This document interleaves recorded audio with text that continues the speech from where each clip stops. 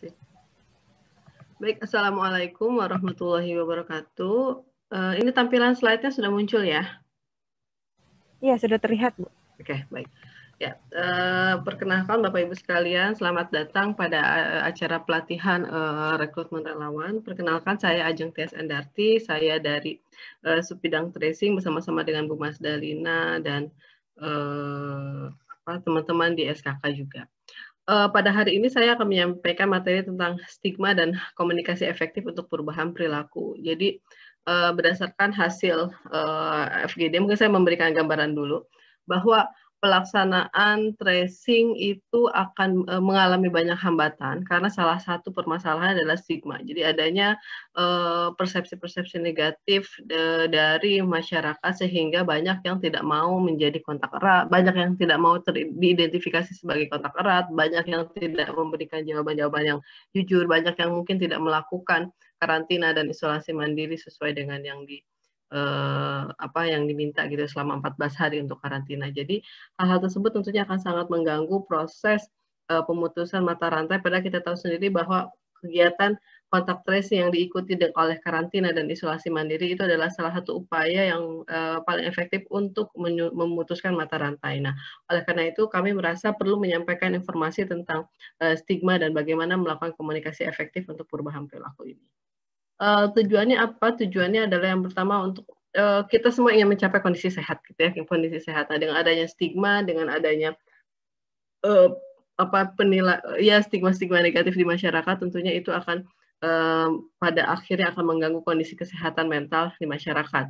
Sebagaimana kita ketahui bahwa ketika seseorang itu dinyatakan sehat, maka dia adalah berada dalam kondisi sehat, baik itu secara fisik maupun secara mental. Nah, pada aspek mental inilah yang akan kita coba lindungi gitu ya dari stigma negatif ini. Karena ini adalah alur bagaimana stigma ini bisa muncul. Yang pertama, kita tahu sendiri seluruh dunia tahu COVID ini adalah penyakit yang muncul tiba-tiba gitu. Kita tidak pernah berinteraksi dengan COVID sebelumnya, dengan spesies dari COVID-19 ini gitu ya, SARS-CoV-2 ini. Kemudian ini adalah penyakit baru, karena penyakit baru banyak informasi yang simpang siur. Informasi dari satu hari ke hari yang lain juga mungkin terkadang berbeda gitu ya, karena memang masih berkembang informasi tentang penyakit ini. Kemudian dari variasi informasi ini menyebabkan adanya tentunya mispersepsi, ketidakpahaman itu yang terjadi di masyarakat. Kemudian mispersepsi dan ketidakpahaman ini kadang menyebabkan ketakutan, rasa panik, dan juga kebingungan dari masyarakat. Nah, pada akhirnya inilah muncul dari kondisi-kondisi inilah muncul stigma, muncul labeling di masyarakat. Dari stigma ini kemudian ada stereotype, ada labeling, ada diskriminasi, yang pada akhirnya ini menyebabkan seseorang mendapatkan perlakuan yang berbeda, dipisahkan gitu ya, tidak diperlakukan dengan baik karena adanya diskriminasi, stereotype, dan labeling tadi.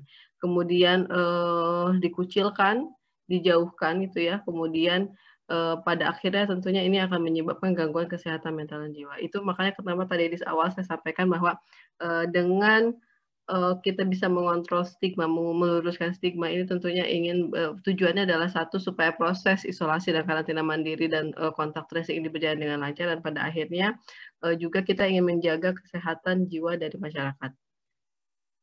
Kenapa sih stigma apa saja yang ada di masyarakat selama ini? Dari hasil diskusi kami di Satgas dan beberapa ahli di bidang komunikasi, kemudian ahli di bidang psikolog, kami bisa mengidentifikasi bahwa stigma-stigma yang muncul di masyarakat ini adalah seseorang yang diusir dari rumah kontrakannya atau di kosnya. Sering mungkin teman-teman membaca berita bahwa ada perawat yang mungkin setelah selesai merawat pasien COVID, kemudian dia disuruh pulang atau diusir dari rumah kontrakannya karena dianggap dia membawa virus ke rumah kontrakan tersebut karena dia telah merawat pasien COVID. Kemudian ada orang-orang yang tidak boleh melewati jalan-jalan tertentu supaya dia steril dari COVID dan yang lain-lain. Kemudian pengucilan masyarakat, ada orang yang harus di PHK karena kondisi sakitnya, hubungan sosial antar individu juga menjadi kurang baik, dan orang yang menyembunyikan kondisinya. Kondisi ini tentunya menjadi hal yang perlu kita concern, kita khawatirkan, karena ketika seseorang menyembunyikan kondisinya, maka upaya treatment tidak bisa dilakukan, kemudian dia juga berpotensi menularkan penyakitnya pada lebih banyak orang lagi, gitu ya. Nah, kenapa hal ini bisa terjadi? Kembali lagi karena kurangnya informasi, ataupun ketika ada informasi yang diterima, informasi yang diterima itu adalah informasi yang tidak tepat. Ya, kemudian tingginya angka ketakutan dan kecemasan karena COVID ini. Jadi kalau kita sebut sih paranoid gitu ya, paranoid yang berlebihan sehingga menyebabkan munculnya stigma seperti ini, dan pada akhirnya ini orang-orang yang memiliki yang sudah memiliki atau melabeling stigma seperti ini, dia akan bisa menjadi sumber penularan, kemudian dia bisa menjadi mengalami stres mental, dan pada akhirnya dia bisa mengalami bunuh diri. Nah, bisa kita bayangkan kalau ini terjadi pada keluarga kita, ini tentu akan sangat membebani begitu. Nah, hasil penelitian yang dilakukan oleh Subdit kasih surveillance di sini menyebutkan bahwa masalah utama yang saat kita melakukan kontak tracing adalah adanya stigma, yaitu sebesar 67,7%. Jadi stigma ini tentunya menjadi satu penghalang yang cukup besar dalam kita melakukan pekerjaan kita untuk kontak tracing atau penelusuran kontak.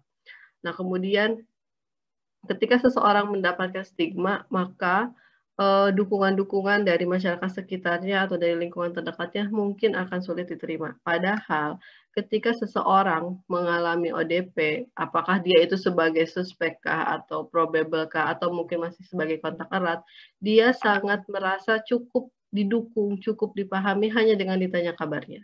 Jadi dengan adanya stigma tentunya ini pengucilan tadi atau penjauhan individu tersebut dari masyarakat sekitarnya gitu ya, itu menyebabkan dia merasa dia dijauhkan, dikucilkan, padahal hanya dengan ditanya kabarnya, mungkin melalui WA, melalui telepon, dihubungi bagaimana kabarnya, itu sudah cukup membuat mereka merasa dipahami atau mendapatkan merasa didukung gitu ya dari penyakit yang sedang dideritanya tersebut.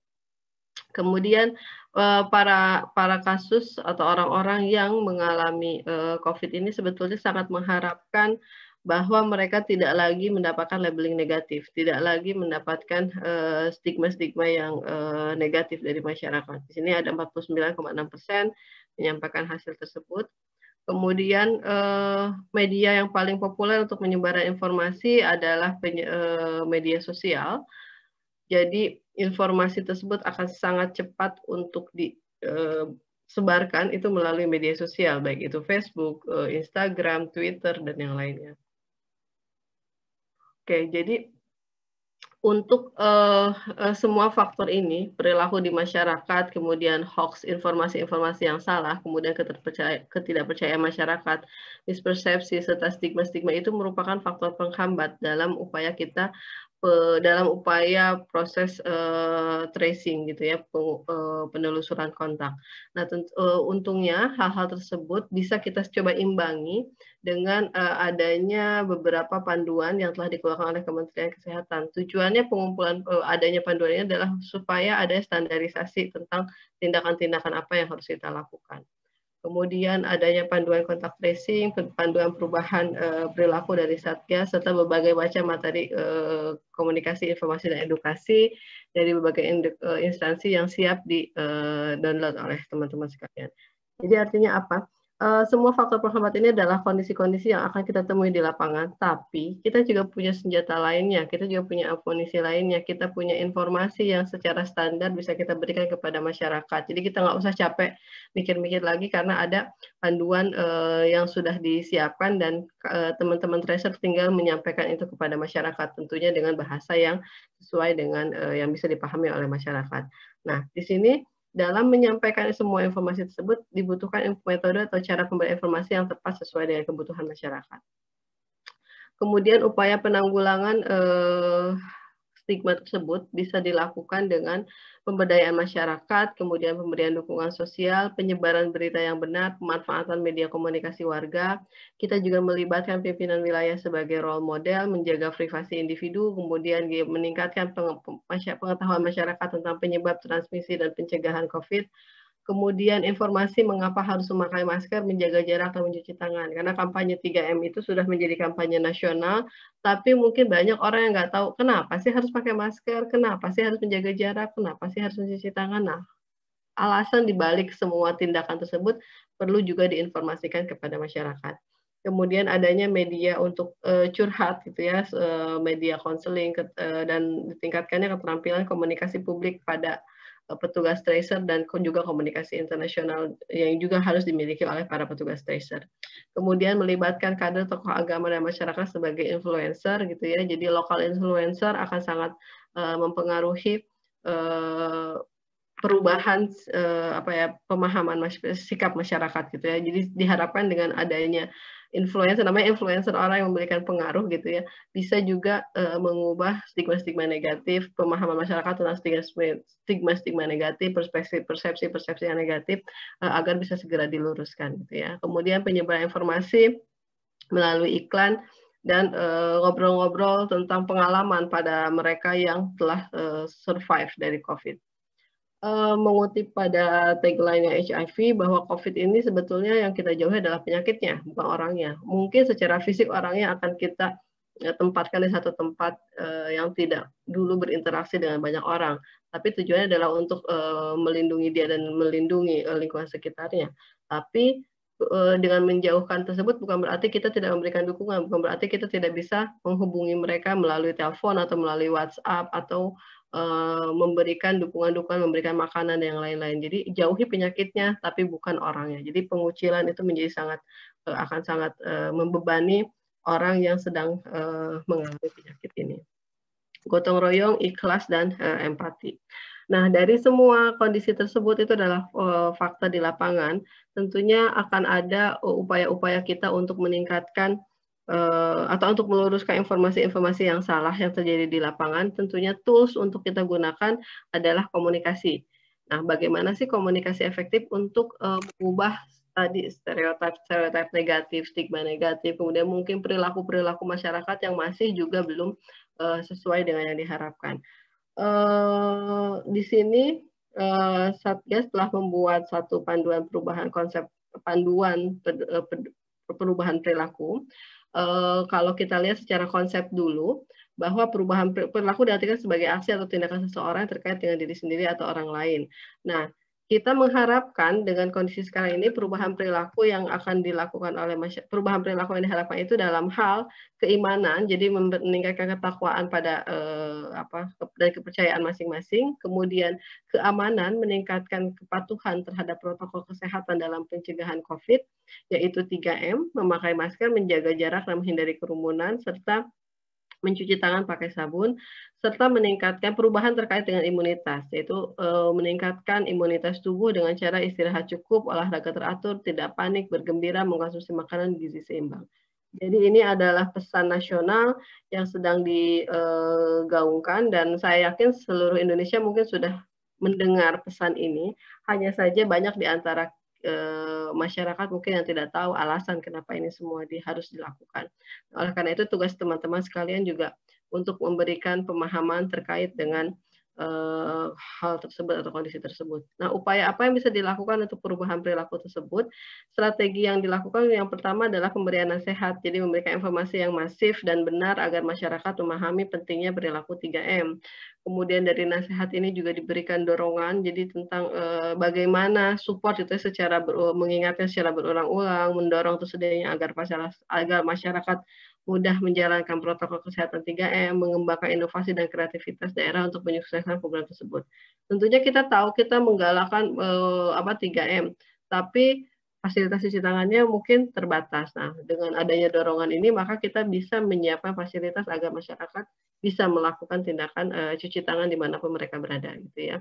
Kemudian pemberian insentif ini semacam apresiasi, penghargaan atas perubahan yang sudah terjadi, misalnya ada warga teladan, warga yang bisa menjadi contoh role model untuk perubahan untuk perilaku COVID gitu ya. Jadi pemberian insentif sebagai bentuk apresiasi pada orang-orang yang telah melakukan tindakan-tindakan yang positif dalam hal pencegahan penularan COVID.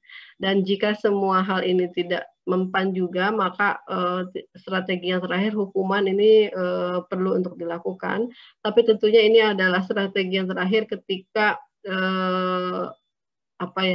tiga strategi di awal ini mungkin tidak efektif gitu ya. Tapi berharap sih strategi ini tidak perlu dilakukan gitu ya, karena pemberian sanksi serasanya kok menurut saya sih kurang tepat diberikan pada masyarakat. Jadi kita lebih pada strategi yang sifatnya positif dibandingkan strategi yang mungkin dengan cara pemberian hukuman seperti ini. Nah, sebagai seorang tenaga kesehatan, kita semua tentunya bisa berperan sebagai seorang tenaga promkes. Ya. Kalau promkes itu dan ruang lingkupnya ini pada individu, keluarga, komunitas, institusi, atau wilayah. Nah, tapi karena teman-teman sekarang ini fokus utamanya adalah bekerja sebagai tracer, melakukan pelacakan kontak erat, maka fokus utama dalam hal pemberian edukasi dan informasi ini hanya dilakukan pada kontak erat, keluarga, dan komunitas. Karena kita tahu untuk melakukan kontak erat itu sendiri bukan pekerjaan yang mudah. Tapi ketika teman-teman melakukan kontak erat, penelusuran kontak, kegiatan komunikasi edukasi ini tetap harus dilakukan karena untuk menunjang keberhasilan dari pelaksanaan kontak erat yang teman-teman lakukan. Jadi kalau tanpa ada komunikasi, tanpa adanya edukasi ke masyarakat, maka tujuan utama dari kontak erat mungkin akan sulit. Penelusuran kontak erat serta isolasi dan mandiri, compliance dari isolasi dan karantina mandiri itu mungkin akan sulit dilakukan. Jadi teman-teman perlu juga untuk melakukan komunikasi yang efektif kepada kontak erat, juga kepada keluarganya, juga kepada komunitas atau lingkungan sekitarnya. Tujuannya adalah agar proses karantina dan isolasi mandiri dilakukan hingga selesai. Nah, ini adalah sasaran-sasaran sudah ditetapkan individu, keluarga, komunitas, institusi, dan wilayah masyarakat. Ada berbagai macam cara yang bisa dilakukan. Ini silahkan dibaca nanti di buku Pedoman Perubahan Perilaku. Kemudian ada sasaran pada kelompok peserta didik, gitu, pada sasaran kelompok siswa gitu atau mahasiswa. Kemudian sasarannya juga pada kelompok yang mungkin tidak mempercayai tentang bahaya COVID, kelompok-kelompok yang berada di wilayah beresiko, dan kelompok yang tidak percaya akan bahaya COVID, kemudian organisasi yang memiliki peran penting dan kuat pengaruhnya di masyarakat, serta wilayah masyarakat yang tingkat penularannya tinggi. Nah, semua jenis komunitas atau jenis level struktur masyarakat yang ada di lapangan ini akan menjadi sasaran kita dengan cara pendekatan yang berbeda-beda. Jadi ini adalah cara pendekatan perubahan perilaku yang sudah disarankan gitu ya. Ini nanti silahkan dibaca. Nah, yang penting adalah dalam kita melakukan upaya perubahan perilaku tersebut, ada pesan-pesan penting yang harus kita tekankan. Yang pertama adalah pesan terkait dengan persepsi risiko dan ketakutan terhadap COVID. Pesan terkait dengan pengetahuan terhadap penyebab dan gejala dan penularan dari COVID. Pesan terkait dengan stigma, pelurusan stigma, sebaran rumors dan hoax. Kemudian pesan terkait dengan kepercayaan, sikap, dan kepedulian mengenai penyebab, gejala, dan transmisi, pesan terkait dengan kondisi sosial budaya yang mungkin mempengaruhi terhadap pemahaman masyarakat terhadap COVID ini, serta pesan umum yang perlu segera perilaku-perilaku umum yang perlu segera ditangani. Tujuannya apa? Semua pesan-pesan ini bertujuan untuk meningkatkan persepsi terhadap ancaman dan meningkatkan persepsi terhadap efikasi. Kedua hal ini secara teoritis mampu untuk meningkatkan perubahan perilaku. Jadi ketika seseorang sudah merasakan adanya ancaman, peningkatan ancaman untuk dirinya, maka dia kemungkinan besar akan mau melakukan tindakan-tindakan perubahan tersebut. Juga apalagi ditambah dengan mereka juga memiliki persepsi bahwa apa yang akan dilakukan itu ternyata efektif gitu ya. Misalnya cuci tangan memang tadi seperti yang disampaikan Bu Rina bisa sampai dengan 0% mencegah 3M bisa sampai 0% mencegah penularan dari COVID. Jadi artinya efikasinya atau keampuhan itu ya dari proses perubahan dari perilaku tersebut ketika itu dipahami dengan sangat baik, maka itu dapat meningkatkan perubahan perilaku di masyarakat, akan membawa masyarakat untuk bisa melakukan upaya-upaya perubahan sebagaimana yang kita harapkan. Nah, sebagai kunci nasional 3M ini, maka yang perlu disampaikan adalah terkait dengan upaya-upaya penurunan resiko tentang pentingnya menggunakan masker, pentingnya menjaga jarak, etika batuk dengan menutup saat menutup dengan siku ataupun tisu saat batuk ataupun bersin, mencuci tangan, tidak mudik, di rumah aja, kemudian stigma-stigma beribadah di rumah, nutrisi, asupan nutrisi, olahraga, komorbid, kasus terkonfirmasi. Jadi penjelasan tentang apa itu kasus konfirmasi, apa itu probable, suspek, dan kontak erat. Kemudian ketika teman-teman menghadapi kontak erat yang memiliki gejala, maka diharapkan untuk tetap menggunakan masker walaupun di dalam rumah gitu ya pada saat karantina tersebut, tidak keluar rumah tentunya, tidak berkumpul, dan hubungi puskesmas, orang tenaga kesehatan yang mungkin langsung bisa memberikan tindak lanjut tata laksana dari kondisinya tersebut. Kemudian pesan penting ini mungkin pada kondisi-kondisi yang spesifik, kita akan menghadapi nanti liburan tahun baru, kita akan menghadapi liburan Natal, jadi pesan pentingnya adalah tidak mudik, kemudian tidak piknik, kemudian ketika diminta untuk melakukan tes swab atau tes PCR, maka diharapkan individu tersebut mau untuk melakukan tes tersebut. Jadi jangan ada lagi penolakan untuk melakukan tes. Nah, apa sih yang bagaimana caranya kita melakukan komunikasi efektif seorang tracer kepada kontak erat? Jadi target utama kita adalah kontak erat tentunya dengan keluarga dan lingkungan masyarakat sekitarnya. Tapi apa yang harus disampaikan? Yang perlu disampaikan adalah bahwa sebagai kontak erat itu bukan suatu aib, bukan sesuatu hal yang memalukan, bukan sesuatu hal yang membebani, tapi sebagai kontak erat dia adalah pahlawan. Kenapa? Karena dengan dia teridentifikasi sebagai kontak erat, maka dia mampu untuk melindungi keluarga, melindungi orang tuanya dari penularan COVID. Kemudian sebagai kontak erat yang mau dikarantina, maka dia mampu untuk memutuskan mata rantai penularan COVID. Dan itu artinya apa? Artinya dia punya peran sangat besar dalam pemutusan mata rantai COVID. Tentunya itu adalah tugas yang mulia, itu sama seperti halnya dia menjadi seorang pahlawan. Jadi tekankan bahwa kontak erat itu adalah pahlawan. Kemudian kita tahu kita akan berada tinggal di lingkungan yang mungkin teman-teman bukan berasal dari lingkungan yang sama dengan tempat yang nanti teman-teman akan bekerja gitu ya, di kecamatan yang berbeda mungkin ya. Tentunya kita harus melakukan upaya-upaya pengkondisian lingkungan. Kita harus melibatkan melibatkan tokoh masyarakat, katakanlah Pak RT-nya, Pak RW-nya, setiap saat kita akan melakukan upaya penelusuran kontak erat. Nah, dari pelibatan tokoh masyarakat ini kita juga bisa menyusupkan informasi kepada para tokoh masyarakat ini untuk membantu menyampaikan kepada masyarakat, karena dirasa tokoh masyarakat ini adalah individu yang lebih didengar gitu ya dibandingkan dengan kita. Mungkin karena kita masih muda, kemudian kita juga bukan dari orang situ, mungkin mau mendengar ucapan kita itu, mereka akan lebih mau mendengar ucapan tokoh masyarakat dibandingkan dengan kita. Nah, oleh karena itu kita perlu melibatkan tokoh masyarakat untuk ya minimal untuk menghilangkan stigma di masyarakat, minimal supaya mereka mau untuk melakukan karantina dan isolasi mandiri. Juga melibatkan lokal influencer, jadi ketika ada stigma bahwa saya pernah mendengar ada stigma bahwa masyarakat, orang yang terkena COVID, maka seumur hidup dia akan terkena COVID. Nah, hal-hal tersebut itu perlu segera diluruskan gitu. Nah, dengan meluruskan hal tersebut bisa dengan kita membawa lokal influencer, kita melibatkan lokal influencer yang sudah survive dari COVID, yang sudah sembuh dari COVID, untuk menceritakan pengalamannya, bagaimana dia saat mengalami kasus COVID, kemudian setelah sehat dia apa yang terjadi dengan dia gitu. Jadi pengalaman-pengalaman saat dia mengalami penyakit tersebut perlu diceritakan pada masyarakat. Kemudian ketika ada stigma, yang paling penting adalah jangan langsung kita mengintervensi. Enggak Pak, Bapak itu salah, itu tidak seperti itu. Nah itu jangan dilakukan.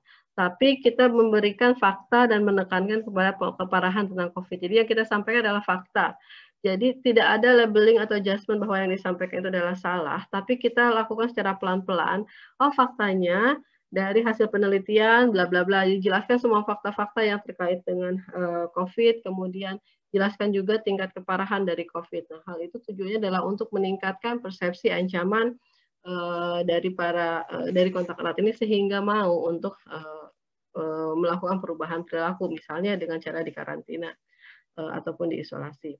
Kemudian seperti yang tadi disampaikan bahwa munculnya stigma, kemudian orang tidak mau berubah karena pada dasarnya karena kurangnya informasi atau informasi yang dimiliki itu adalah informasi yang tidak tepat. Oleh karena itu, di saat yang sama juga kita harus menyampaikan bagaimana sih faktor risiko, gejala, tanda, dan pencegahan dari penularan COVID ini. Serta ketika seseorang muncul gejala, apa saja yang harus dilakukan. Nah, teman-teman semua ini nggak perlu repot lagi, aduh nyari dari mana ya, semuanya fasilitas itu sudah tersedia. Jadi semua materi-materi edukasi sudah tersedia, teman-teman tinggal unduh, tinggal sebarkan, tinggal baca, dan tinggal sampaikan ke masyarakat. Kemudian menekankan juga bahwa perubahan perilaku yang diminta di era COVID sekarang ini, di era pandemik ini ada sesuatu yang mudah, nggak ada yang sulit. Misalnya dengan kita mencuci tangan, minimal tangan kita menjadi wangi, gitu ya. Kemudian tentunya tangan kita menjadi bersih. Ya, hal-hal tersebut adalah sesuatu yang mudah karena cuci tangan air kan kita bukan di negara yang sulit air, di wilayah-wilayah yang mungkin air itu berlimpah gitu ya. Kemudian jadi hal-hal tersebut adalah hal-hal yang tekankan bahwa semua upaya itu adalah upaya yang mudah yang tidak perlu ada effort yang besar untuk melakukannya. Nah, penyampaian semua informasi tersebut akan sangat fleksibel. Kalau memang misalnya di wilayahnya itu memang mayoritas masyarakat yang menggunakan bahasa daerah, maka silahkan gunakan bahasa daerah. Jadi untuk bisa menyampaikan pesan yang lebih efektif lagi dengan menggunakan daerah, maka silahkan teman-teman untuk menyampaikan ini dengan bahasa daerah yang seawam mungkin itu. Jadi dengan bahasa atau istilah-istilah yang seawam mungkin, hindari menggunakan istilah-istilah yang terlalu medis gitu ya. Apalagi mungkin nanti kita menghadapi variasi kelompok masyarakat yang sangat variatif, maka gunakan bahasa baik itu bahasa daerah maupun bahasa Indonesia dengan istilah-istilah yang sangat mudah diterima oleh masyarakat. Baik, itu saja yang bisa saya sampaikan. Semua materi tersebut saya ambil dari pedoman perubahan perilaku, panduan komunikasi perubahan perilaku, dan juga berdasarkan hasil diskusi komunikasi efektif tentang perubahan perilaku dan tentang stigma yang dilakukan beberapa minggu yang lalu. Terima kasih atas perhatiannya. Assalamualaikum warahmatullahi wabarakatuh.